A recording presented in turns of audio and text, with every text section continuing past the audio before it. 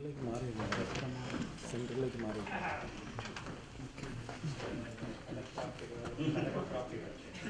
മാറ്റി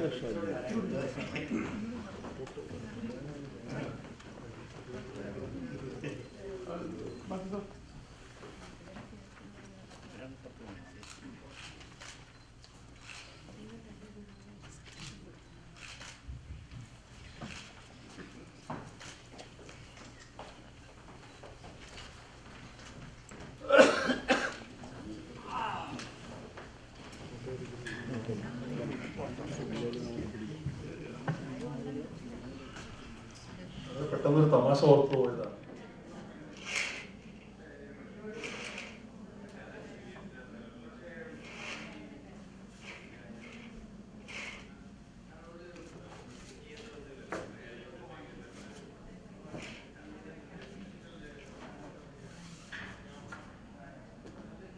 മുഖ്യാതിഥിയായി എത്തിയിരിക്കുന്ന പ്രശസ്ത സാഹിത്യകാരനും സാഹിത്യ അക്കാദമി പ്രസിഡന്റുമായ ശ്രീ പെരുമ്പടവം ശ്രീധരൻ സാറിനെ വേദിയിലേക്ക് ക്ഷണിക്കുന്നു.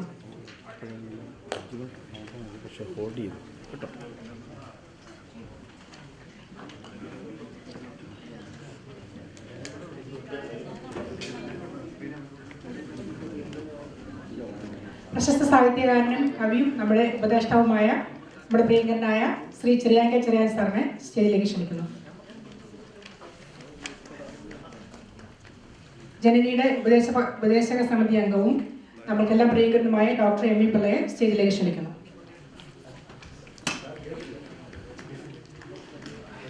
ജനനിയുടെ അഡ്വൈസറി ബോർഡ് അംഗമായ ഞങ്ങളുടെ പ്രിയങ്കരനായ ഡോക്ടർ എ കെ വി പിള്ളയെ സ്റ്റേജിലേക്ക് ക്ഷണിക്കുന്നു. ബഹുമാന്യനായ പ്രൊഫസർ എം ടി ആന്റണി ചേട്ടനെ സ്റ്റേജിലേക്ക് ക്ഷണിക്കുന്നു.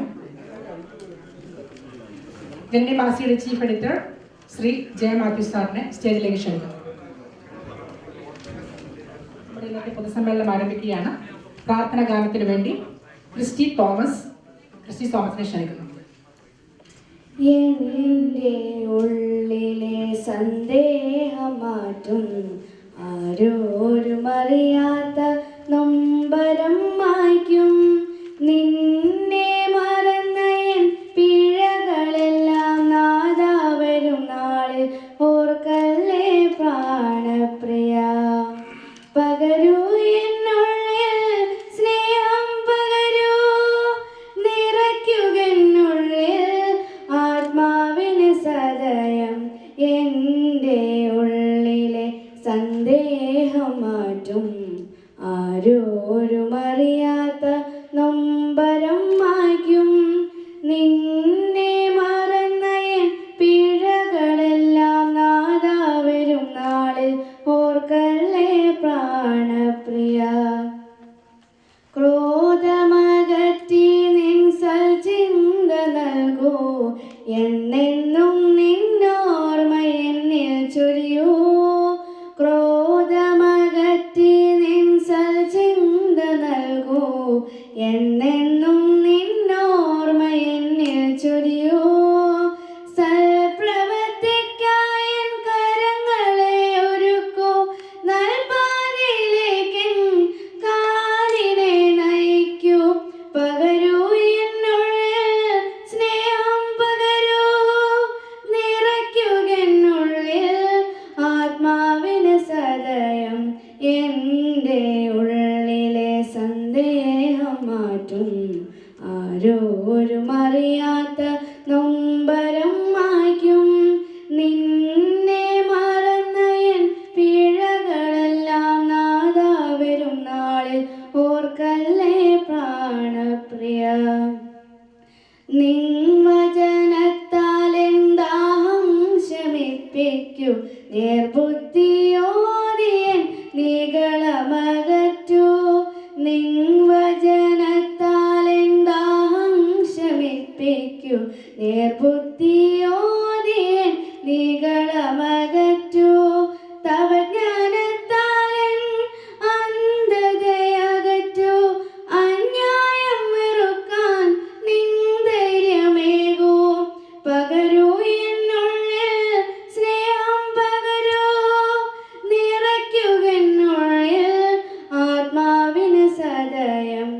എൻ്റെ ഉള്ളിലെ സന്ദേഹം മാറ്റും ആരോരും അറിയാത്ത നൊമ്പരം മായ്ക്കും നിന്നെ മറന്ന എൻ പിഴകളെല്ലാം നാദാ വരും നാളിൽ ഓർക്കല്ലേ പ്രാണപ്രിയ. Thank you Christy. അടുത്തതായി സ്വാഗത പ്രസംഗത്തിന് വേണ്ടി ജനനി മാനേജിംഗ് എഡിറ്റർ ശ്രീ സണ്ണി പൗലോസിനെ ക്ഷണിക്കുന്നു.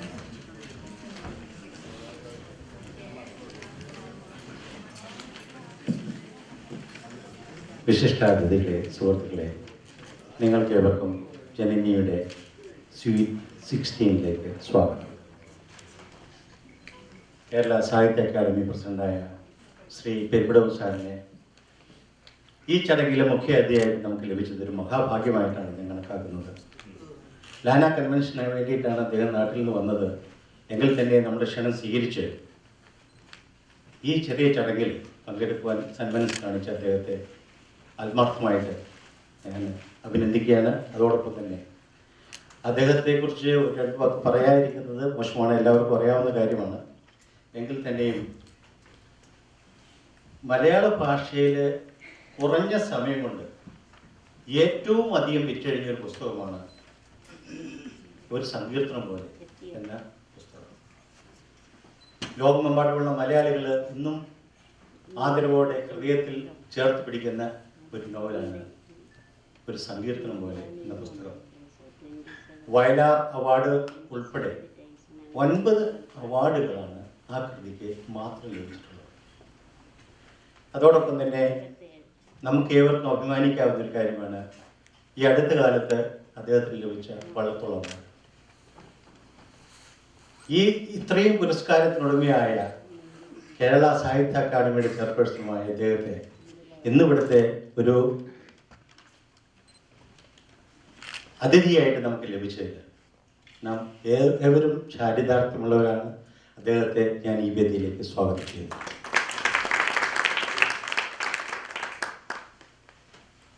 അമേരിക്കൻ മലയാളികളുടെ അഭിമാനം മാത്രമല്ല, കേരളത്തിലുള്ള മലയാളികളുടെയും അഭിമാനമായ പ്രശസ്ത കവി ചെറിയാൻ കെ ചെറിയ സാറിനെ കുറിച്ച് പറയുമ്പോൾ അദ്ദേഹം ഈ ജനനിയുടെ ആരംഭകാലം മുതൽ ഞങ്ങളുടെ സുഹൃത്തും ഒരു ഉപദേഷ്ടാവുമാണ്.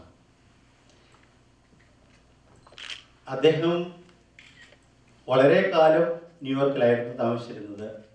കുറച്ചു കാലം മുമ്പ് അദ്ദേഹം ഫ്ലോറിഡയിലേക്ക് മൂവ് ചെയ്തു. എങ്കിലും നമ്മുടെ ക്ഷണം സ്വീകരിച്ച് ഫ്ലോറിഡയിൽ നിന്ന് എത്ര ദൂരം സഞ്ചരിച്ച് നമ്മുടെ ജനനിയുടെ ഈ പരിപാടിയിൽ പങ്കെടുക്കാൻ അദ്ദേഹത്തെ പ്രത്യേകമായിട്ട് സ്വാഗതം ചെയ്യുന്നു.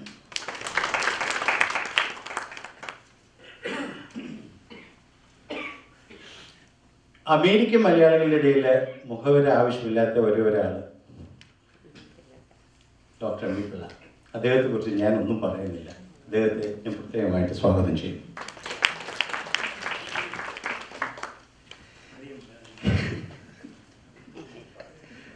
ജനനിയുടെ ഉപദേഷ്ടാക്കളുടെ ഒരാളായ ഡോക്ടർ എ കെ പിള്ളയെ നിങ്ങൾക്ക് എല്ലാവർക്കും അറിയാവുന്നതാണ്. അദ്ദേഹം മലയാള ഭാഷയ്ക്കും സാഹിത്യത്തിന് നൽകിയിട്ടുള്ള സംഭാവനകൾ വളരെയേറെയാണ്. സാഹിത്യകാരനും ശാസ്ത്രജ്ഞനും സാമൂഹ്യ പ്രവർത്തകനുമായ അദ്ദേഹം നിരവധി തിരക്കുകൾ മാറ്റിവെച്ചിട്ടാണ് ഇന്ന് ഈ പരിപാടികളിൽ പങ്കെടുക്കാനായിട്ട് എത്തിയിട്ടുള്ളത്. അദ്ദേഹത്തെ സ്വാഗതം ചെയ്യുന്നു. മികച്ച ഒരു മാധ്യമ പ്രവർത്തകനും ഭാഷാസ്നേഹിയുമായ പ്രൊഫസർ എം ടി ആൻ്റണി. അദ്ദേഹത്തെക്കുറിച്ച് അധികം പറഞ്ഞാൽ ഒരു അധികപ്പറ്റമായി പോവും എനിക്കറിയാം. അതുകൊണ്ട് കൂടുതലൊന്നും പറയുന്നില്ല. ജനനിയുടെ ഒരു വഴികാട്ടിയാണ്, സുഹൃത്താണ്, അതിൽ കൂടുതൽ ഏറ്റവും വലിയ വിമർശനവുമാണ്. എന്നും ഞങ്ങളെ പിന്തുണച്ച് ഒപ്പം നിൽക്കുന്ന ആന്റണി ചേട്ടനെ ഹൃദയപൂർവ്വം സ്വാഗതം ചെയ്യുന്നു. അതോടൊപ്പം തന്നെ ഈ ജനനി മാസികയുടെ അഡ്വൈസറി ബോർഡ് അംഗങ്ങൾ ഇവിടെ വളരെ പ്രശസ്തരായ വ്യക്തികളിലൂടെ എത്തിച്ചേർന്നിട്ടുണ്ട്. പ്രസ് ക്ലബ് ഭാരവാഹികളോട് എത്തിച്ചേർന്നിട്ടുണ്ട്. പ്രസ് ക്ലബിൻ്റെ ഒട്ടുമിക്ക ഭാരവാഹികളോട് എത്തിച്ചേർന്നിട്ടുണ്ട്. ജോർജ് ജോസഫ്, ജോസ് കാടാപ്പുറം, ടാജ്, അങ്ങനെ പ്രശസ്തരായ എല്ലാ ആളുകളോട് എത്തിച്ചേർന്നിട്ടുണ്ട്. ഞങ്ങളെ ക്ഷണം സ്വീകരിച്ചു വന്ന പ്രസ് ക്ലബിൻ്റെ എല്ലാ ഭാരവാഹികളും സ്വാഗതം ചെയ്യുന്നു. അതോടൊപ്പം തന്നെ ലാനായുടെയും വിചാരവേദിയുടെയും സർഗവേദിയുടെയും അംഗങ്ങൾ, എഴുത്തുകാർ, അതോടൊപ്പം പ്രത്യേകമായിട്ട് എടുത്തു പറയേണ്ടത് ചെറുകഥാ മത്സരത്തിൽ പങ്കെടുത്ത എല്ലാവരെയും, അതോടൊപ്പം അതിൽ സമ്മാനം പ്രത്യേകിച്ച് ലഭിച്ച ലിജോ ചുമാന്ത്രയും സാംസി കൊടുമണും നീന പനിക്ലാൻ്റെയും എല്ലാവരെയും പ്രത്യേകമായിട്ട് സ്വാഗതം ചെയ്യുന്നു. അവസാനമായിട്ട് ഒരിക്കൽ കൂടി ഇവിടെ വന്നു ചേർന്ന എല്ലാവർക്കും സ്വാഗതം ആശംസിച്ചുകൊണ്ട് ഞാൻ എൻ്റെ വാക്കുകൾ ചുരുക്കുന്നു. നന്ദി, നമസ്കാരം. Thank you. അടുത്തതായി ഭദ്രദീപം തെളിയിച്ച് ഈ പൊതുസമ്മേളനം ഉദ്ഘാടനം ചെയ്യുന്ന ചടങ്ങാണ്. ഭദ്രദീപം തെളിയിക്കുന്നതിനായിട്ട് നമ്മുടെ മുഖ്യാതിഥി ശ്രീ പെരുമ്പടവം ശ്രീധരൻ സാറിനെ ക്ഷണിക്കുന്നു. അതോടൊപ്പം വേദിയിലുള്ള എല്ലാ വിശിഷ്ടാതിഥികളെയും ക്ഷണിക്കുന്നു.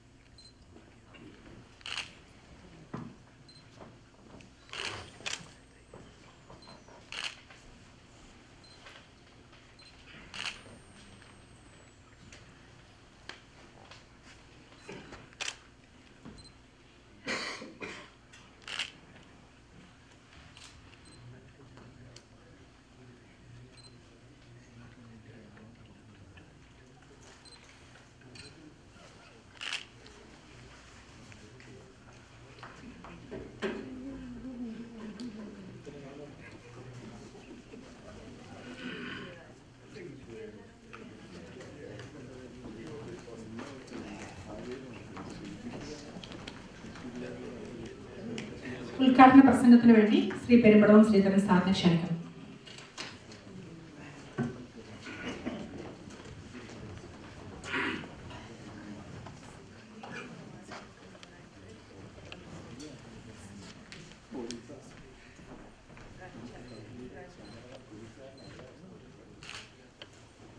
അധ്യക്ഷ വേദിയിൽ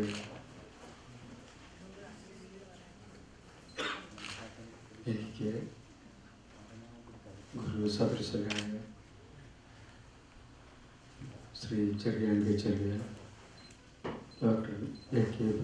പിള്ള, ഡോക്ടർ M.B. പിള്ള,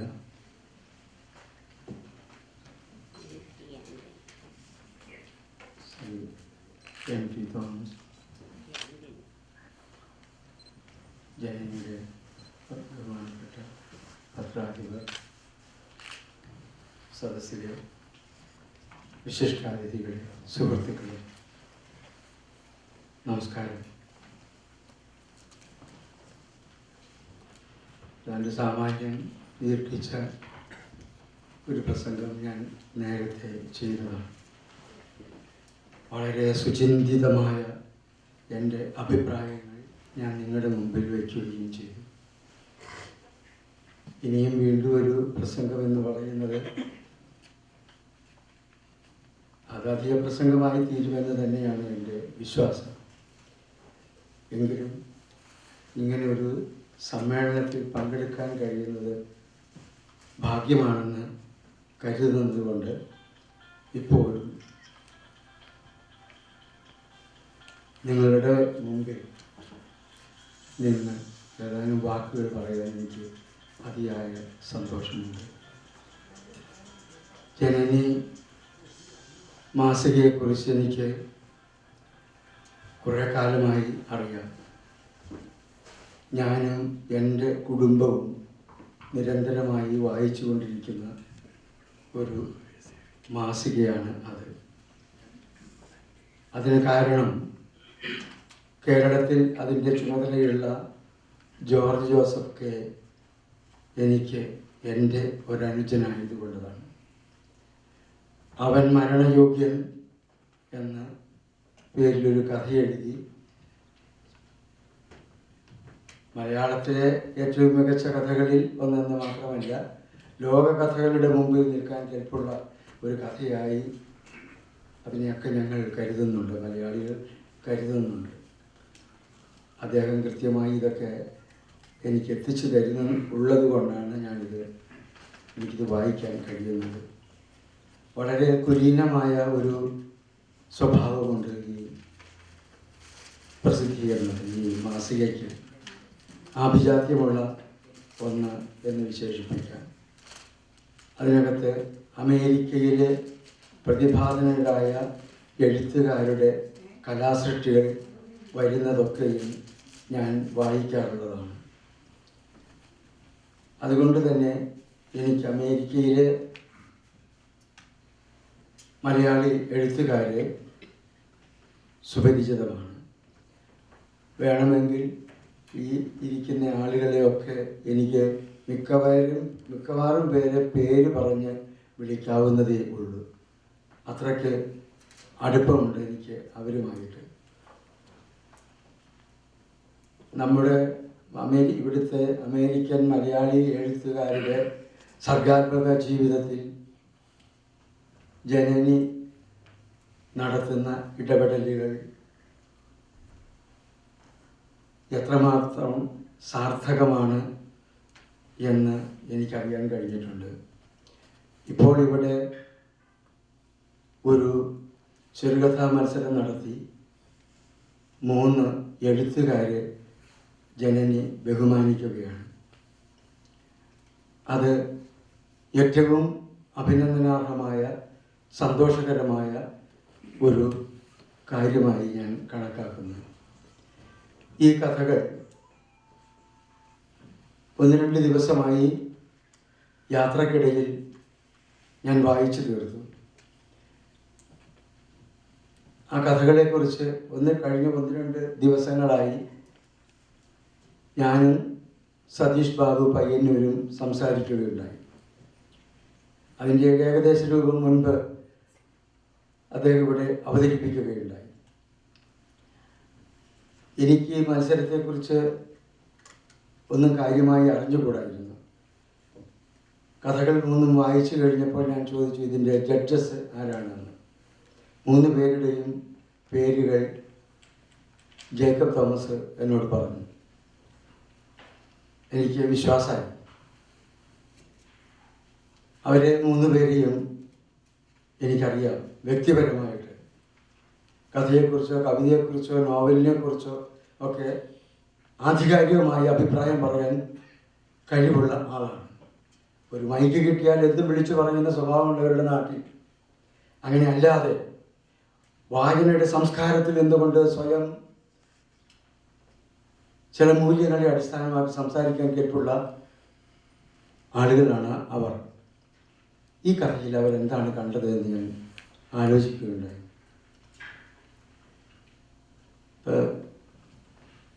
ജോസിൻ്റെ കഥ, ഇവിടെ കഥയെക്കുറിച്ചുള്ള ചില അഭിപ്രായങ്ങൾ കേൾക്കുകയുണ്ടായി. അതൊക്കെ ഓരോരുത്തരുടെ അഭിപ്രായങ്ങളാണ്. അതിനൊന്നും നമ്മൾ അങ്ങനെ ഗൗരവമായിട്ട് എടുക്കേണ്ട കാര്യമില്ല. ഓരോരുത്തർക്കും അവരുടെ തന്നെ അഭിപ്രായങ്ങളിൽ നിൽക്കാൻ കഴിയും. ഞാൻ അങ്ങനെ നിൽക്കുന്ന ഒരാളാണ്. വീശുന്ന കാറ്റിന് ഉലയുന്ന ഏതെങ്കിലും മരത്തിൻ്റെ ഇളം തലപ്പല്ല ഞാൻ. എനിക്ക് എൻ്റേതായ ധാരണകളൊക്കെ ഉണ്ട്. ആരെന്ത് പറഞ്ഞാലും അത് അയാളുടെ അഭിപ്രായം എന്ന് വിചാരിക്കാനുള്ള ഒരു രീതിയാണ് ഞാൻ കൈക്കൊണ്ടിട്ടുള്ളത്. അപ്പം നിങ്ങൾക്കും എൻ്റെ അഭിപ്രായങ്ങൾ അങ്ങനെ തന്നെ സ്വീകരിക്കാവൂ എന്നുള്ളതാണ്. എനിക്ക് വേറെ അഭിപ്രായം പറയാനുള്ള അവകാശമൊന്നുമില്ല. ഈ കഥകളെക്കുറിച്ചുള്ള അഭിപ്രായം പറയുമ്പോൾ ഇവിടെ സതീഷ് ബാബു പയ്യന്നൂർ പറഞ്ഞു അനുഭവം ജീവിതമെന്ന്. ഇത് പണ്ട് പ്രൊഫസർ MP പോൾ പറഞ്ഞിട്ടുണ്ട്. ബാല്യകാല സഖിക്ക് അവതാരിക എഴുതുമ്പോൾ പ്രൊഫസർ എൻ വി പോൾ ഒരു നിരീക്ഷണം മലയാളത്തിന് മുമ്പിൽ വെക്കുകയുണ്ടായി. ഇത് ജീവിതത്തിൽ നിന്ന് ചീന്തിയെടുത്ത ഒരേടാണ്. ഇതിൻ്റെ വക്കിൽ രക്തം പൊടിഞ്ഞിരിക്കുന്നു. തലമുറകളായി സാഹിത്യം പഠിക്കുന്ന എല്ലാവരും ഓർമ്മിക്കുന്ന ഒരു വാചകമാണിത്. ബഷീറിൻ്റെ അനുഭവം എഴുതി, അല്ലെങ്കിൽ ബഷീർ കൺമുമ്പിൽ കണ്ട ജീവിതം എഴുതി. ഇതാണ് അതിൻ്റെ അർത്ഥം. അതിൻ്റെ അർത്ഥം കഥ ഏതും ജീവിതത്തെക്കുറിച്ചുള്ള പറച്ചിലാണ്. ഏത് ഫാഷനുകൾ സ്വീകരിച്ചാലും, ഏത് സ്റ്റൈൽ അവലംബിച്ചാലും, ഏത് ഭാവുകത്വത്തിൻ്റെ പ്രേരണയിലായിരുന്നാലും കഥ ഏതും ജീവിതത്തെക്കുറിച്ചുള്ള പറച്ചിൽ തന്നെയാണ്. ആ അർത്ഥത്തിൽ അത് ആധുനികമായൊരു കഥ ഈ കാലഘട്ടത്തിൽ മാത്രമാണോ പ്രസക്തമായിരിക്കുന്നത്? അല്ല. അതെല്ലാ കാലഘട്ടങ്ങളെയും കടന്നു പോകുന്ന ഒരു കഥയ്ക്ക് അത് കാലാതീതമായി തീരുമ്പോഴാണ് അതിന് ഒരു ക്ലാസിക് സ്വഭാവം ഉണ്ടാകുന്നത്. അങ്ങനെയുള്ള ഒത്തിരി കഥകൾ മലയാളത്തിലുണ്ട്. ഇത് ഓരോരോ അവസ്ഥകളിൽ മനുഷ്യാവസ്ഥകളെ അവലംബിച്ചാണ് എഴുത്തുകാർ കഥ എഴുതുന്നത്. സ്വന്തം എന്ന് തോന്നുമ്പോൾ, ഞാൻ എന്ന് പറഞ്ഞ് എഴുതുമ്പോൾ ഒരു എഴുത്തുകാരൻ എഴുതി വയ്ക്കുന്നത് മനുഷ്യാവസ്ഥയെക്കുറിച്ചുള്ള ചില ഉൾക്കാഴ്ചകളുണ്ട്. ഈ കഥകളിൽ ഞാൻ കണ്ടതും അത് തന്നെയാണ്. ഈ കഥകൾ എന്നെ വല്ലാതെ ആകർഷിച്ചു. ജോസിൻ്റെ കഥ ഇതൊരു വർത്തമാനകാലത്തിലെ ഒരു ദുരന്ത സ്മരണയാണ് അത്. പക്ഷേ ആ കഥയ്ക്കകത്ത് ആ ദുരന്തം വർണ്ണിക്കുക മാത്രമല്ല, പിള്ളസാർ പറഞ്ഞ കഥയിൽ നിന്ന് വളരെ വ്യത്യസ്തമായ ഒരു മാനം അത് ഉൾക്കൊള്ളുന്നു. അതൊരു പിമ്പിൻ്റെ കഥയാണ്. പക്ഷേ അതിനകത്ത് മനുഷ്യത്വത്തിൻ്റെ ഒരു ദിവ്യ പ്രകാശം ജോസ് കൊളുത്തി വച്ചിരിക്കുന്നത് ഞാൻ കാണുന്നു. എൻ്റെ ഇരുണ്ട മനസ്സിനെ മുഴുവൻ അത് ദിവ്യമായ പ്രകാശം കൊണ്ട് നിറയ്ക്കുന്നു. നിർഭാഗ്യവശാൽ ഉണ്ണിയുടെ കഥ വായിക്കുമ്പോൾ എൻ്റെ മനസ്സിലെ സകല വെളിച്ചങ്ങളും കെട്ടുപോവുകയും ചെയ്യുന്നു. എം ഇ പിള്ളസാർ ക്ഷമിക്കണം. അത് ലൈംഗികതയൊക്കെ കഥയിൽ നിഷിദ്ധമാണെന്ന് കരുതുന്ന ആളല്ല ഞാൻ. മലയാളത്തിലെ ഒത്തിരി കഥകളെക്കുറിച്ച് അതിന് പറയാനുണ്ട്. മോതിരം പോലെയുള്ളൊരു കഥ എത്ര ദിവ്യമായിട്ടാണ് അതിനകത്തെ ആ സ്നേഹം, സെക്സ് കാര്യങ്ങൾ അവതരിപ്പിക്കുന്നത് ഓർക്കുമ്പോൾ വിസ്മയിച്ചു പോകുന്നത്. ഞാൻ പറയുന്നത് ഇങ്ങനെയൊക്കെ ഓരോ കഥയെക്കുറിച്ച് നമുക്ക് വ്യാഖ്യാനിക്കാൻ കഴിയില്ല. അല്ലെങ്കിൽ ഇവിടെ മറ്റാളുകൾ പറഞ്ഞ കഥ എനിക്ക് വ്യത്യസ്തമായ അഭിപ്രായങ്ങളുള്ള ഒരാളാണ് ഞാൻ. അതുകൊണ്ടാണ് ഇത് പറയുന്നത്. ഞാനൊരു നിഷേധിയൊന്നുമല്ല, തീരെ പാവപ്പെട്ട ഒരാളാണ്, തീരെ അങ്ങേയറ്റത്തെ വിനയമുള്ള ഒരാളാണ്. പക്ഷേ കലയെ സംബന്ധിച്ച്, കഥയെ സംബന്ധിച്ച് എൻ്റെ അഭിപ്രായങ്ങൾ പറയുമ്പോൾ എൻ്റെ ശിരസ് ഞാൻ മേഘമാലകൾക്ക് ഉയർത്തിപ്പിടിക്കും. ഈ കഥയിൽ എന്താണ്? അതിനകത്തൊരു മനുഷ്യത്വത്തിൻ്റെ ഒരു വെളിച്ചം, ദിവ്യമായ വെളിച്ചം കടന്നു വരുന്നുണ്ട് ആ കഥയിൽ. ഒരു പെൺകുട്ടിയുടെ ദുർമരണത്തെക്കുറിച്ച് പറയുമ്പോൾ അത് ഇന്ന് മനുഷ്യാവസ്ഥ നേരിടുന്ന ഏറ്റവും വലിയ ഒരു ദുരന്തത്തെക്കുറിച്ച് അഗാധമായി അദ്ദേഹം ആവിഷ്കരിക്കുന്നു എന്നുള്ളത് ആ കഥയിരിക്കട്ടെ. പക്ഷേ ആ കഥയിൽ അദ്ദേഹത്തിൻ്റെ ആ പരിചരണം, ആഖ്യാനകല അതെന്ത് മനോഹരമായിരിക്കുന്നു. ഓരോ വാചകത്തിനകത്തും ഒരു ജീവിത ചിത്രങ്ങൾ അദ്ദേഹം ആവിഷ്കരിക്കുന്നു. എന്നെ വിസ്മയിപ്പിച്ചു കളഞ്ഞു. അത് തിരഞ്ഞെടുത്ത ജഡ്ജസിനെ അങ്ങേയറ്റം ഞാൻ ബഹുമാനിക്കുന്നുണ്ട്. അവർക്ക് അതേ ആ കഥയിൽ അദ്ദേഹം കാണിച്ചിരിക്കുന്ന മാജിക്ക് ഇവർക്ക് അസ്സലായിട്ട് മനസ്സിലായിട്ടുണ്ട്. അതുകൊണ്ടാണല്ലോ തിരഞ്ഞെടുത്തത്. അതുപോലെ തന്നെ സമകാലികമായ ഒരു സംഭവത്തെ ആണ് ഈ സാംസി കൊടുമൺ കഥയിൽ ആവിഷ്കരിച്ചിരിക്കുന്നത്. അതൊരു ക്രിസ്ത്യൻ പശ്ചാത്തലമുള്ള ഒരു കഥയാണ്. ആ ക്രിസ്ത്യൻ പശ്ചാത്തലത്തിന് അതിന് ചേർന്ന ഒരു ആഖ്യാന ശൈലിയാണ് ഈ സാംസൺ കൊടുമൺ സ്വീകരിച്ചിട്ടുള്ളത്. ഈ മതത്തിനുള്ളിൽ തന്നെ നടക്കുന്ന വിഭാഗീയതകളുടെ ഒരു ഇര ഉണ്ടാകുന്നു. വലിയ അതെ, സതീഷ് ബാബു പറഞ്ഞ ഒരു വാക്ക് തന്നെ ഞാൻ സ്വീകരിക്കുന്നു. അത് വലിയ ആഘാതമുണ്ടാക്കുന്ന ഒന്നാണ്. നമ്മുടെ നാട്ടിൽ ഇങ്ങനെയൊക്കെ സംഭവിച്ചുകൊണ്ടിരിക്കുന്നു എന്നുള്ളതാണ്. ഇത് കുറേ കഴിഞ്ഞാൽ ഈ കഥയ്ക്ക് എന്ത് സംഭവിക്കും? ഇങ്ങനൊരു കാലഘട്ടം കടന്നിട്ടാണ് നമ്മൾ പോകുന്നത് എന്നുള്ള ചരിത്ര സ്മൃതിയായി അത് നിലനിൽക്കാൻ പോകുന്നു. ഒരു കഥ എക്കാലത്തേക്കുമുള്ള കഥയായിത്തീരുന്നത് അങ്ങനെയൊക്കെയാണ്. മനോഹരമായ ഒരു കഥയാണ്, വായിക്കുന്ന മനസ്സിന് ആഘാതമുണ്ടാക്കുന്ന ഒരു കഥയാണ്. ഒരു കഥയെ നിങ്ങൾ എങ്ങനെ നിർണ്ണയിക്കുന്നു? ഒരു കഥ അവിസ്മരണീയമായി തീരുന്നത് എങ്ങനെയാണ്? എനിക്കതിന് മറുപടി പറയാൻ അറിഞ്ഞുകൂടാ. കാഫ്ക അതിനെക്കുറിച്ച് പറഞ്ഞിട്ടുണ്ട്. അതിൻ്റെ ഒരു ഏകദേശ വിവർത്തനം എൻ്റെ ഓർമ്മയിൽ ഇപ്പോൾ വരുന്നുണ്ട്. എൻ്റെ മരണത്തിന് മുമ്പിൽ ഞാൻ നിൽക്കുന്നത് പോലെയുള്ള ഒരു അവസ്ഥ, മരണത്തിൻ്റെ മുമ്പിൽ നിൽക്കുന്നത് പോലെയുള്ള ഒരു അവസ്ഥ, എനിക്ക് ഏറ്റവും വേണ്ടപ്പെട്ട ഒരാളുടെ മരണം ഞാൻ നോക്കി നിൽക്കുന്നത് പോലെയുള്ള ഒരവസ്ഥ, എൻ്റെ ഹൃദയത്തിനകത്ത് വീണ് കിടക്കുന്ന ഹിമാവരണത്തിൻ്റെ ഹിമക്കട്ടകൾ ആരോ ഒരു കോടാലി കൊണ്ട് വെട്ടിമുറിക്കുന്നത് പോലെ എനിക്ക് തോന്നുന്നു. ഓരോ വെട്ടും വീഴുന്നത് എൻ്റെ ആത്മാവിൽ തന്നെയാണ്. ഇതാണ് എൻ്റെ കഥയെ ഞാൻ നിർണ്ണയിക്കുന്ന ഘടകങ്ങൾ എന്ന് കാഫ്ക പറയുകയുണ്ടായി. വായിച്ചതിൻ്റെ ഒരു ഓർമ്മയാണ്. അത്തരം ആഘാതങ്ങൾ ഉണ്ടാക്കുക, അത്തരം ഈ ദുരന്തബോധം നമ്മുടെ ഉള്ളിൽ ഉണ്ടാക്കുക, അത് ജീവിതത്തെക്കുറിച്ചുള്ളതായിരിക്കുക, ഇങ്ങനെയൊക്കെയാണ് ഒരു കഥ ചിരന്തനമായ സ്വഭാവം കൈക്കൊള്ളുന്നതെന്ന് ഞാൻ വിചാരിക്കുന്നു. പിന്നെ ഈ രണ്ട് കഥകളും അങ്ങനെ തന്നെ വർത്തമാനകാല അനുഭവങ്ങളെയാണ് ഈ കഥകൾ കൊണ്ടുവരുന്നത്. അനുഭവങ്ങൾ എന്ന് പറഞ്ഞല്ലോ, ആ അനുഭവങ്ങളെ തന്നെയാണ് അതിവിദഗ്ധമായി ഒരു മാജിക്കോടുകൂടി ഇന്ദ്രജാലം കാണിക്കുന്നത് പോലെ ഈ വസ്തുതകളെ മുഴുവൻ അവർ ഈ കഥകളിൽ ഉൾക്കൊള്ളിച്ചിരിക്കുന്നു. മൂന്നാമത്തെ കഥ നീന പനക്കലിൻ്റെതാണ്. ഞാൻ ഈ കഥ 3-4 പ്രാവശ്യം വായിച്ചു. എന്തുകൊണ്ട് ഈ കഥ മൂന്നാമതായി പോയി എന്ന് ഞാൻ സംശയിച്ചു. അങ്ങനെയൊക്കെ ഒരു ജഡ്ജ്മെൻറ്റിൽ സാധിക്കുകയുള്ളൂ എന്നുള്ളത് അനേകം ജഡ്ജ്മെൻറ്റുകൾ ജഡ്ജ്മെൻറ്റിൽ എഴുതിയിട്ടുള്ളത് എനിക്ക് അറിയാം. എല്ലാത്തിനും 1-ാം സമ്മാനം കൊടുക്കാൻ ഒക്കുകയില്ല എന്നുള്ളത് തന്നെയാണ് അതിൻ്റെ ഉത്തരം. എല്ലാത്തിനും 1-ാം സമ്മാനം കൊടുക്കാൻ ഒക്കുകയില്ല എന്നുള്ളത് തന്നെയാണ് എൻ്റെ സന്ദേഹത്തിനുള്ള ഉത്തരവും. ഒരു ഭാര്യയും ഭർത്താവും, ഈ വാർദ്ധക്യം ബാധിച്ച ഒരു ഭാര്യയും ഭർത്താവും തമ്മിലുള്ള സ്നേഹബന്ധത്തിൻ്റെ തീവ്രത, അതിൻ്റെ ഒരു ഗഹനത, വാക്കത് തന്നെ പറ്റുകയുള്ളൂ. അതിൻ്റെ ഗഹനത എനിക്ക് ഉൾക്കൊള്ളാൻ കഴിയും. അവർ പൊരുത്തപ്പെടുന്നില്ല. ഓരോ വാക്കിനും എതിർത്താണ് പറയുന്നത്. സ്നേഹത്തിന് അങ്ങനെ ഒരു പ്രച്ഛന്നമായ ഭാവമുണ്ട്. ആ ദ്വേഷത്തിനകത്ത്, ചെറിയ പിണക്കങ്ങൾക്കകത്ത്, സൗന്ദര്യ പിണങ്ങൾക്കകത്ത്, ചുണ്ടിക്കകത്ത് അഗാധമായ സ്നേഹം ഒളിപ്പിച്ചു വെച്ചിരിക്കുന്നു എന്ന് ഓരോ വാക്കിലും അടുക്കടുക്കായിട്ട് വരുമ്പോൾ പോലും ആ സ്നേഹം തന്നെയാണ് ബോധ്യപ്പെടുന്നത്. മകൻ വന്ന് പറയുന്നു, അമ്മയ്ക്ക് ഇവിടെ ശുശ്രൂഷയൊക്കെ ഉണ്ടല്ലോ, എനിക്ക് വീട്ടിൽ പോയി മകനെ ഭാര്യയൊക്കെ ശുശ്രൂഷിക്കേണ്ടതായിട്ടുണ്ട്, അതുകൊണ്ട് ഞാൻ പോകുന്നു എന്ന് പറയും. ഈ രോഗിയെ ശുശ്രൂഷിക്കാൻ, അമ്മയെ ശുശ്രൂഷിക്കാൻ ആരും അവിടെ നിൽക്കേണ്ട കാര്യമില്ല. പക്ഷേ ഭർത്താവ് പറയുന്നു, ഭർത്താവിന് പോകാൻ കഴിയുന്നില്ല, അവിടെ നിൽക്കുന്നു. പോയി കിടന്ന് അറിയിക്കൂടെ എന്നൊക്കെ ഈ ഭാര്യ ചോദിക്കുന്നത്, പോകുന്നില്ല, പോകാൻ കഴിയുന്നില്ല. അതിനിടയ്ക്കൊക്കെ പിണക്കങ്ങളാണ് ഇതിനുണ്ടാകുന്നത്. അവർ സ്നേഹത്തോടെ ഈ കഥയിൽ സംസാരിക്കുന്നേയില്ല.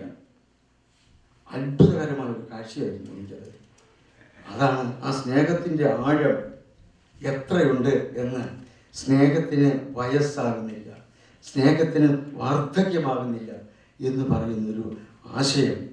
അത് ഇണങ്ങിയും പിണങ്ങിയും അതെന്നും നിത്യ നൂതനമായി അനശ്വരമായി നമ്മുടെ ഉടലിലും ആത്മാവിലും കലർന്നു കിടക്കുന്നു എന്ന് നമ്മളെ അത് ബോധ്യപ്പെടുത്തുന്നു ആ കഥ.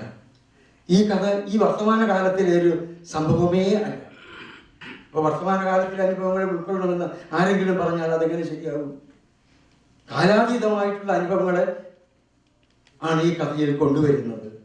അതോ വളരെ നേർമയുള്ള ഒരു ഭാഷയിൽ.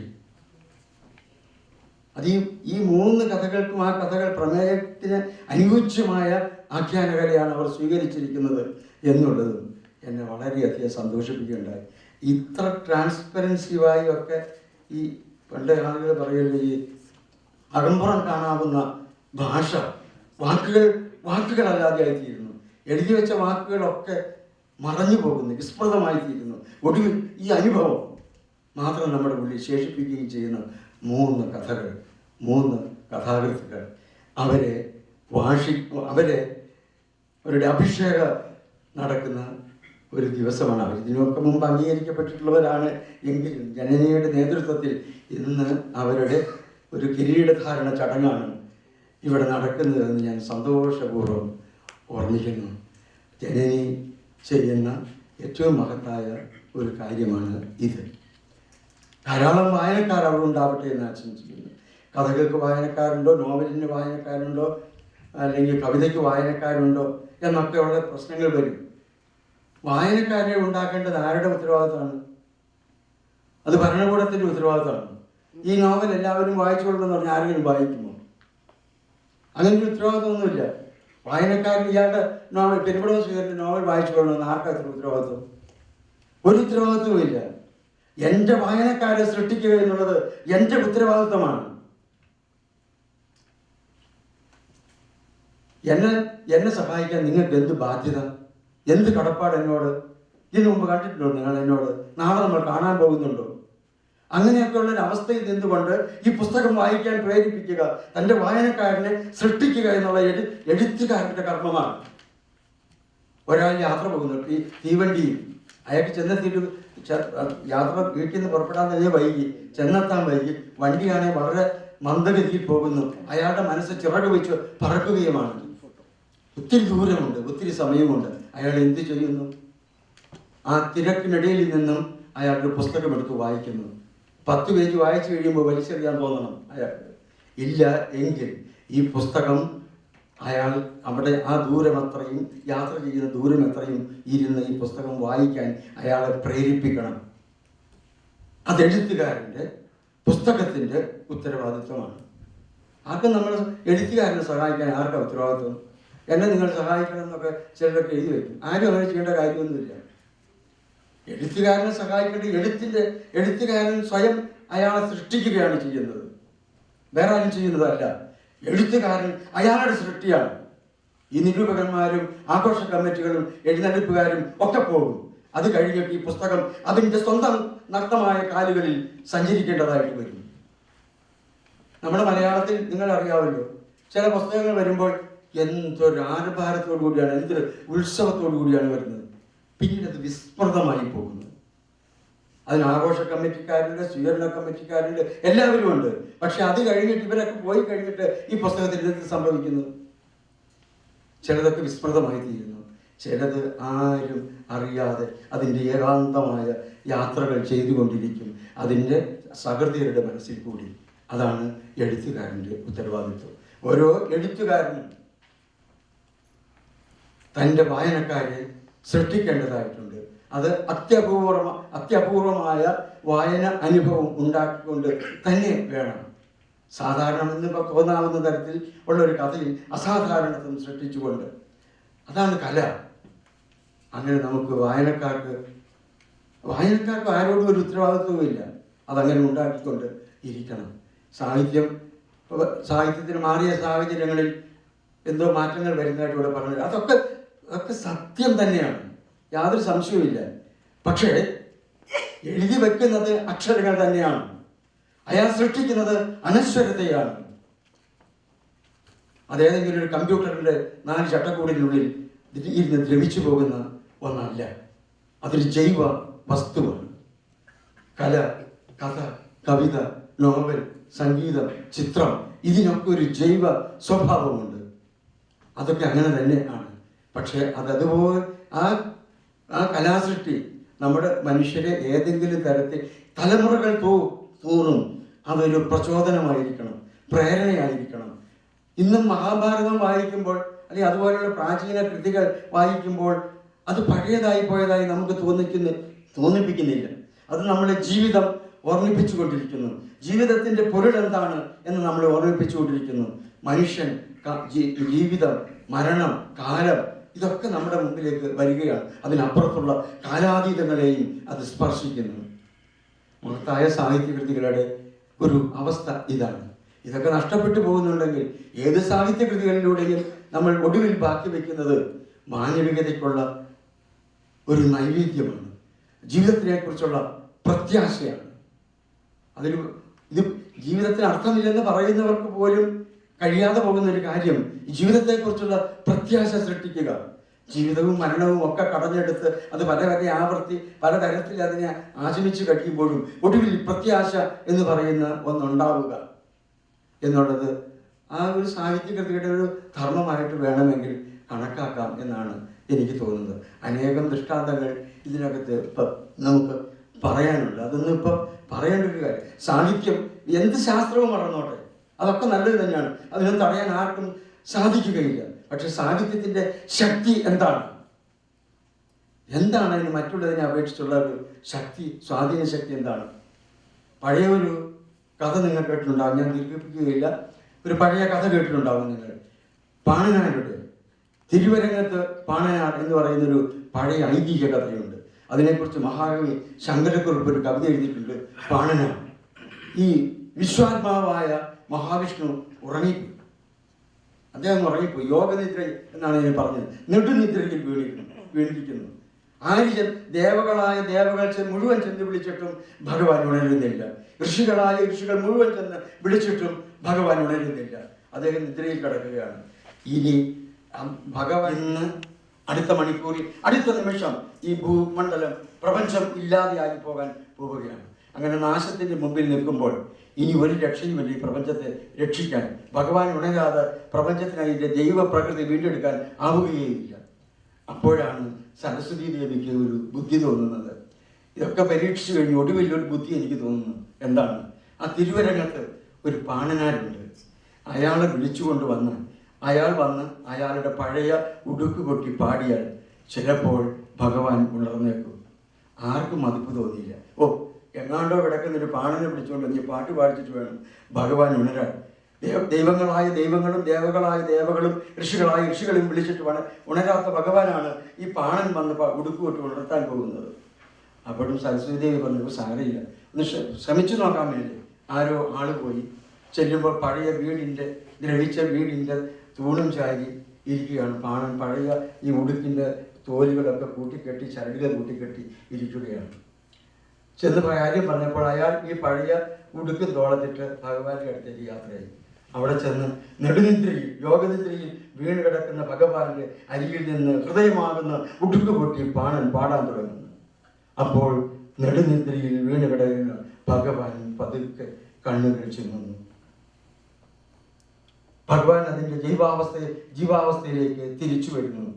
പുറത്ത് നദികൾ ഒഴുകാൻ തുടങ്ങുന്നു, കാറ്റ് ചലിക്കാൻ തുടങ്ങുന്നു, കിളികൾ പാടാൻ തുടങ്ങുന്നു, പൂവുകൾ വിടരാൻ തുടങ്ങുന്നു. പ്രപഞ്ചത്തിന് അതിൻ്റെ ജൈവ പ്രഭാവം വീണ്ടെടുക്കാൻ പോകുന്നു. നാശത്തിലേക്ക് പോയിക്കൊണ്ടിരുന്ന വിശ്വപ്രകൃതിയെ അതിൻ്റെ അതിനാഥനായ ഭഗവാന്റെ യോഗനിദ്രയിൽ നിന്ന് ഒരു പാണൻ, ഒരു കവി അയാളുടെ ഹൃദയമാകുന്ന ഉടുക്ക് കൊട്ടി പാടി ഉണർത്തുന്നു. ഒരു കവിതയുടെ, ഒരു കഥയുടെ, ഒരു നോവലിൻ്റെ, ഒരു സംഗീതത്തിൻ്റെ ശക്തി ഇതാണ് എന്നാണ് ഇത് കാണിച്ചു തരുന്നത്. ഞാനിത് ഏറ്റവും അനാകർഷകമായിട്ടാണ് പറഞ്ഞതെന്ന് എനിക്കറിയാം. അത് ക്ഷമിക്കുക. പക്ഷേ നിങ്ങൾ മഹാകവി ജി ശങ്കരക്കുറുപ്പിൻ്റെ പാണനാർ എന്ന കവിത വായിക്കുമ്പോൾ അതൊരു മഹാകാവ്യം തന്നെയാണ്. അതൊന്ന് വായിച്ചു നോക്കുമ്പോൾ അറിയാം കവിതയുടെ, കലയുടെ ഒക്കെ സ്വാധീന ശക്തി എന്താണ്, അതിൻ്റെ ദിവ്യമായ പ്രഭാവം എന്താണെന്ന് നമുക്ക് അറിയാൻ കഴിയും. ഇതൊക്കെ അറിഞ്ഞുകൊണ്ടായിരിക്കണം നമ്മളൊക്കെ ഈ സാഹിത്യം, കല, സംഗീതം എന്നൊക്കെ പറഞ്ഞ് നടക്കുന്നത്. ജനനിയും ആ ദൗത്യം തന്നെയാണ് വേറെ ഒരു തരത്തിൽ ചെയ്യുന്നത്. മലയാളത്തിൽ പുതിയ എഴുത്തുകാരെ സൃഷ്ടിക്കുന്ന ജനനിക്കും അതിൻ്റെ പ്രവർത്തകർക്കും അതിനെ വളർത്തിക്കൊണ്ട് അതിനെ ഒരു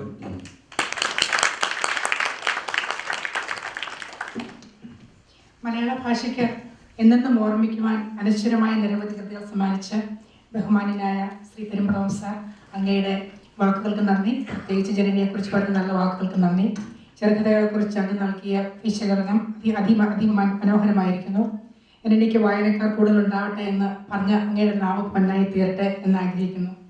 അടുത്തതായി അധ്യക്ഷ പ്രസംഗത്തിന് വേണ്ടി Janani chief editor Shri J Mathews സംഘടിപ്പിക്കും.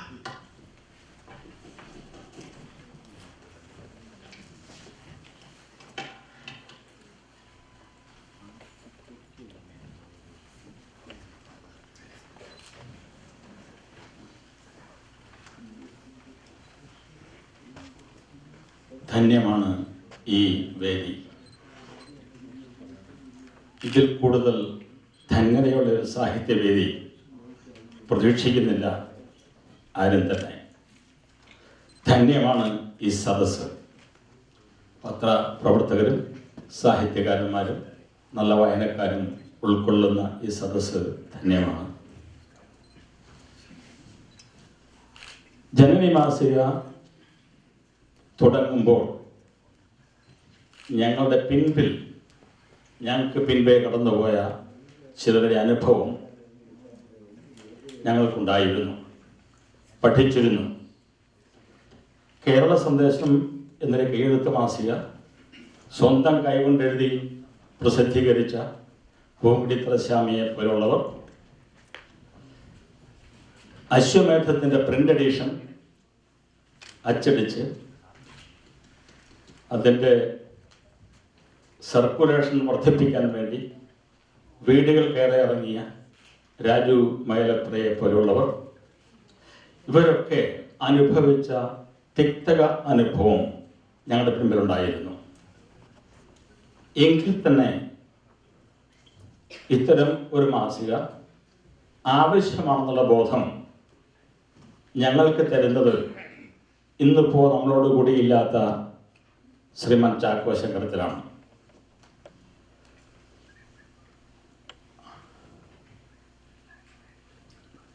അമേരിക്കയിലെ മലയാളികൾ സാഹിത്യത്തെപ്പറ്റി പറയുമ്പോൾ, പത്രത്തെപ്പറ്റി പറയുമ്പോൾ, ലാന എന്ന സംഘടനയെ പറ്റി പറയുമ്പോൾ ചാക്കോ ശങ്കരത്തിനെ മറക്കാൻ സാധ്യമല്ല.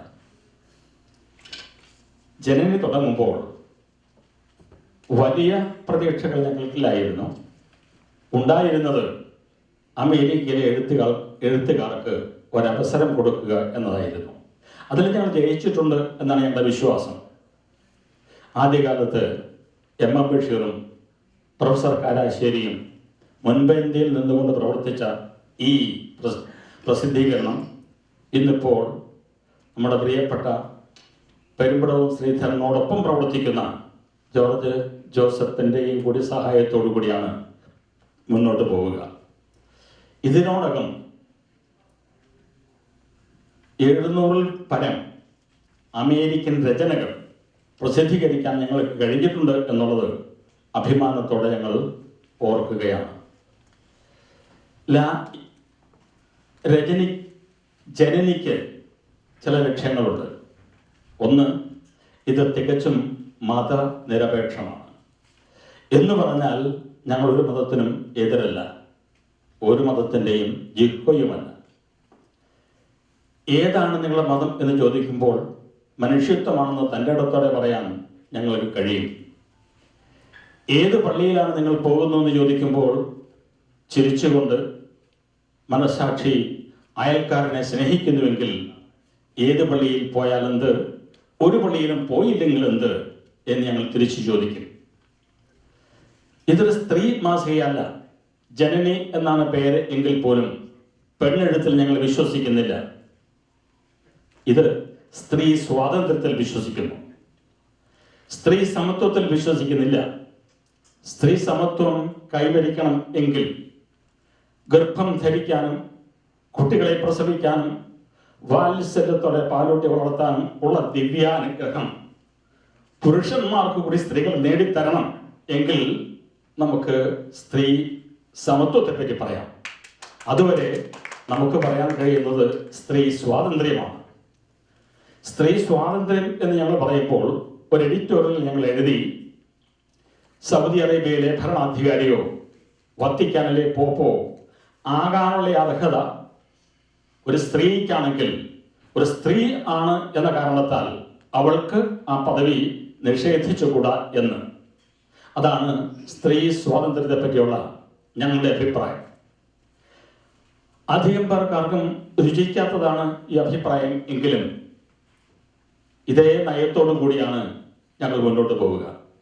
എന്ന് കണ്ട് ജനനിൽ എഴുതുന്ന എല്ലാ ലേഖനങ്ങളും, എല്ലാ കഥകളും, എല്ലാ കവിതകളും ഇതേ ആശയം ഉൾക്കൊള്ളുന്നതായിരിക്കണം എന്ന് ഞങ്ങൾ നിർബന്ധിക്കാറില്ല. അത് ഒരു സാഹിത്യ പ്രസിദ്ധീകരണത്തിന് പറ്റാത്തതുകൊണ്ട്. മറ്റൊരു വിഷയം കൂടി പറയട്ടെ. ഞങ്ങൾ ഒന്നിനെയും നിഷേധിക്കുന്ന സ്വഭാവം ജനനിക്കില്ല. ദൈവത്തെയോ മതത്തെയോ ജാതിയെയോ നിഷേധിക്കലല്ല സ്വഭാവം. ഇതിലൊക്കെയുള്ള നന്മയെ സ്വീകരിക്കലാണ്. ഈ നന്മ സ്വീകരിച്ചുകൊണ്ടാണ് ജനനി ഇന്നുവരെ മുന്നോട്ട് പോകുന്നത്. ഇനിയും ഈ നയം തന്നെ തുടരും. സാമ്പത്തികം. കഴിഞ്ഞ മാസം അമേരിക്കയിലെ മാധ്യമ പ്രവർത്തകരുടെ ഒരു യോഗം ന്യൂജേഴ്സിയിൽ വെച്ച് നടന്നു. മാധ്യമ നേതാക്കൾ ആ യോഗത്തിൽ പ്രസംഗിച്ചു. നാട്ടിൽ നിന്ന് വന്ന പലരും, രാഷ്ട്രീയക്കാർ ഉൾപ്പെടെ, വളരെ ഉച്ചസ്ഥിരമായി പ്രസംഗിച്ച ആ യോഗത്തിൽ ഇവിടെ പത്രം നടത്തുന്നവരും സംസാരിച്ചു. ഏതാണ്ട് 1.5 മണിക്കൂർ നേരം ഒരു വിലാപം തന്നെയായിരുന്നു അത്. ആരും തന്നെ സാമ്പത്തികമായി രക്ഷപ്പെടുന്നില്ല എന്നുള്ള ധ്വനി അവിടെ കേൾക്കാൻ കഴിഞ്ഞു. ജനനയുടെ അവസ്ഥയും മറ്റൊന്നല്ല, സാമ്പത്തികമായി ബുദ്ധിമുട്ടുണ്ട്.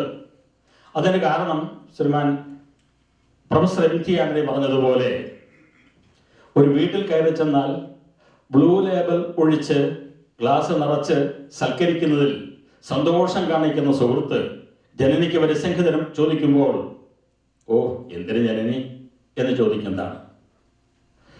എന്തിന് ജനനി എന്ന് ചോദിക്കുമ്പോൾ ഡോക്ടർ MV പിള്ള പണ്ടൊരിക്കൽ ഫലിത രൂപത്തിൽ മലയാളം പഠിക്കുന്നതിനെ പറ്റി പറഞ്ഞ 2 വാചകം ഒരിക്കൽ ഞാൻ ആവർത്തിച്ചതാണെങ്കിൽ പോലും പറയട്ടെ. അദ്ദേഹം പണ്ടൊരിക്കൽ പറഞ്ഞു, അമേരിക്കയിൽ എന്തിന് മലയാളം പഠിക്കണം? പിന്നീട് വീണ്ടും പറഞ്ഞു, ഓ അമേരിക്കയിൽ എന്തിനീ മലയാളം പഠിക്കണം? വീണ്ടും പറഞ്ഞു, അമേരിക്കയിൽ എന്തിന് മലയാളം പഠിക്കണം? ഇതാണ് ജനനിയുടെ വരിക്കാരായ ഞങ്ങൾ ആവശ്യപ്പെടുമ്പോൾ ചിലരുടെ പ്രതികരണം. ഓ അമേരിക്കയിൽ എന്തിന് മലയാളം വാരിക വേണം? അമേരിക്കയിൽ എന്തിന് മലയാളം വാരിക വേണം? ഈ രീതിയിൽ ചോദിക്കുന്നവരുണ്ട്. അതോടൊപ്പം തന്നെ അതിലേറെ ആളുകൾ ഇത് മാറോട് ചേർത്ത് പിടിച്ച് ഞങ്ങളെ അനുഗ്രഹിക്കുന്നവരായിട്ടും ഉണ്ട്. ജനനി വേണം, വന്നില്ലെങ്കിൽ നിരന്തരം വിളിച്ച് ചോദിക്കുന്നവരുണ്ട്, എന്ത് പറ്റി മാസികയ്ക്കെന്ന്. അതിന് ഏറ്റവും നല്ല ഉദാഹരണം ഈ ഒക്ടോബർ ഇഷ്യൂ ആണ്. ഒക്ടോബർ ഇഷ്യൂ സാധാരണയിൽ പോസ്റ്റ് ഓഫീസിൽ കൊണ്ട് മെയിൽ ചെയ്തു, എല്ലാ പ്രാവശ്യവും ചെയ്യാറുള്ളത് പോലെ ഒരൊറ്റ മനുഷ്യനെ കിട്ടിയില്ല എന്നുള്ളതാണ് സത്യം. നിരന്തരമായി വിളികൾ വരാറുണ്ട്, എന്തു പറ്റി മാസികയ്ക്കെന്ന്. അതിൻ്റെ അർത്ഥം ഇത് വായിക്കുന്നവരുണ്ട്, ആസ്വദിക്കുന്നവരുണ്ട് എന്നുള്ളതാണ്. ആ അനുഭവം മുന്നോട്ട് പോകാൻ ഞങ്ങൾക്ക് ആത്മധൈര്യം തരുന്നുണ്ട്. ഇനി ചീഫ് എഡിറ്റർ എന്ന പേരിൽ എന്നെ വിളിച്ചെങ്കിലും ഒരു കൊച്ചുകുട്ടികൾ പറഞ്ഞതുപോലെ ചീഫ് എഡിറ്റർ എന്നോ തീഫ് എഡിറ്റർ എന്നോ ഒക്കെ വിളിക്കുന്നതായിരിക്കും കുറെ കൂടെ ശരി എന്ന് തോന്നുന്നു. കാരണം ഇതിനു വേണ്ടിയുള്ള മുഴുവൻ പ്രവർത്തനങ്ങൾ നടത്തുന്നത് ഡോക്ടർ സാറ ഈശോയും സണ്ണി പൗലോസുമാണ്. ഞാൻ ഒരു ചീഫ് എഡിറ്റർ മാത്രം. ഈ മാസികയ്ക്ക് നിങ്ങളുടെ എല്ലാവിധ പിന്തുണയും ഉണ്ടാകണം എന്ന് പ്രാർത്ഥിച്ചുകൊണ്ട് നിർത്തുന്നു. Thank you Mathew sir. അടുത്തത് ഒരു കവിതയാണ്. ക്രിസ്റ്റി. ജി മധുസൂദനൻ നായരുടെ ബാലശാപങ്ങൾ എന്ന കവിതയിലെ ഏതാനും ചില ഭാഗങ്ങളാണ് ഞാൻ ഇവിടെ ചൊല്ലുന്നത്. ഞാൻ കെട്ടിയ കളിവീടെന്തിനിടിച്ചു തകർത്തു നീ, ഞാൻ കൂട്ടിയ കഞ്ഞിയും കറിയും തൂവിയതെന്തിനു നീ, ഞാൻ വിട്ടൊരു കൊച്ചോളത്തിനെ മുക്കിയതെന്തിനു നീ, ഞാൻ വിട്ടു പറത്തിയ പട്ടമറുത്തതുമെന്തിനു നീ, ഞാൻ വിട്ടു പറത്തിയ പട്ടമറുത്തതുമെന്തിനു നീ, ഞാൻ കേൾക്കും കഥകളി വന്നു മറുത്തു പറഞ്ഞില്ലേ, ഞാൻ വീശിയ വർണ്ണച്ചിറകുമൊടിച്ചു കളഞ്ഞില്ലേ, ഞാനാടിയൊരൂഞ്ഞാൽ പാട്ടു മുറിച്ചു കളഞ്ഞില്ലേ, ഞാൻ നട്ടൊരു പിച്ചകവള്ളി കുഴക്കിയെറിഞ്ഞില്ലേ, കൺപൊത്തിച്ചെന്നുടെ വായിൽ കയ്പും കനലും നീ വച്ചു, കാണാതെ അടുത്തു മറഞ്ഞൻ കാതിൽ നീ പേടികൾ പൂവി, ഒരു കാര്യം കാണിക്കാമെന്നതിദൂരം പായിച്ചെന്നെ കരിമുള്ളിൻ കൂടലിലാക്കി കരയിച്ചതു നീയല്ലേ, ദൈവത്തെ എടുത്തു വരുത്തി വരം തരുവിക്കാമെന്നോതി തലയിൽ തീച്ചട്ടിയും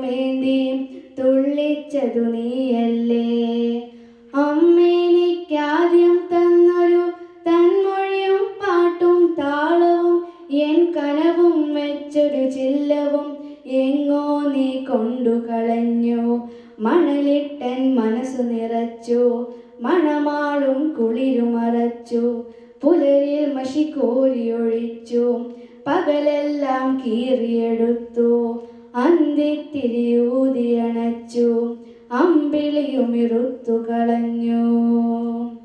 നീ തന്നതു പെരുകും വയറും കുഞ്ഞിത്തല നരയും മാത്രം, നീ തന്നത് യന്ത്രത്തലയും പൊട്ടുന്ന ബലൂണും മാത്രം. നാലതിരും ചുമരുകൾ മാത്രം, നാദത്തിനു യന്ത്രം മാത്രം, ഓടാത്ത മനസ്സുകൾ മാത്രം, ഒഴിവില്ല ധീരം മാത്രം, മായുന്ന വെളിച്ചം മാത്രം, മാറാത്ത മയക്കം മാത്രം.